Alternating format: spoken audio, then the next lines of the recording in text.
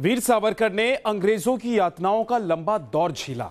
ये सावरकर के खौफ का ही नतीजा था कि अंग्रेजों ने उन्हें काला पानी की सजा दे दी।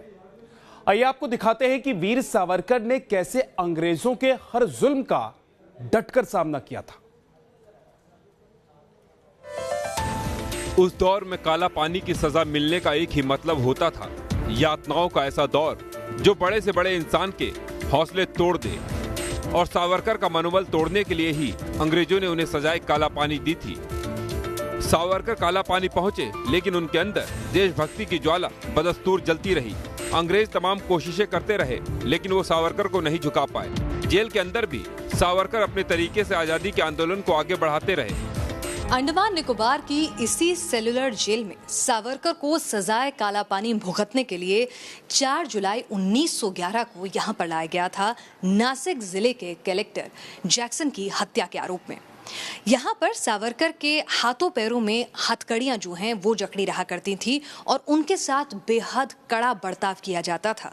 लेकिन बावजूद इसके सावरकर ने सेलुलर जेल के भीतर साथी कैदियों में शिक्षा का प्रचार प्रसार करने का अलख जगाए रखा। साथ ही उन्होंने हिंदी भाषा का भी जेल के भीतर खूब प्रचार किया। सावरकर एक बार पहले भी अंग्रेजों की गिरफ्त से निकल भागे थे। इसी वजह से जब उन्हें सेलुलर जेल में भेजा गया तो उनके लिए अलग से पहरा लगाया जाता। सावरकर को दूसरे कैदियों से बिल्कुल अलग रखा जाता था। यहाँ तक कि जिस कोठरी में उन्हें रखा गया था वो भी जेल के दूसरे हिस्सों से अलग बनी थी।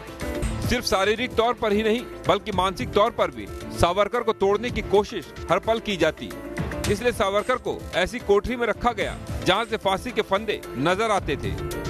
आपको मैं यहाँ दिखाऊंगी कि इस कोठरी से अगर आप भीतर से भी झांकेंगे तो आपको यहाँ से झांकने पर सामने ये जो जगह दिख रही है ये फांसी घर है। अभी आपको कवर्ड नजर आ रहा है, लेकिन पहले ये कवर्ड नहीं था।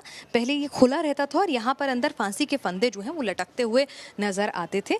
सेलुलर जेल में अधिकतर कैदी ऐसे थे जो किसी न किसी शक्ल में आजादी के आंदोलन से जुड़े थे और आजादी के इन्हीं मतवालों के हक की आवाज उठाई थी वीर सावरकर ने, वो भी जेल के अंदर।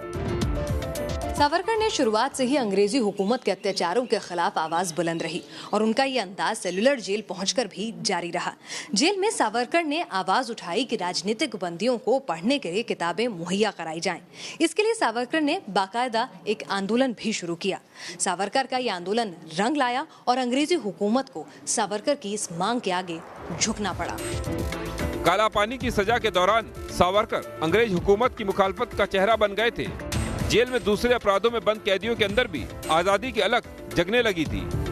Team news nation.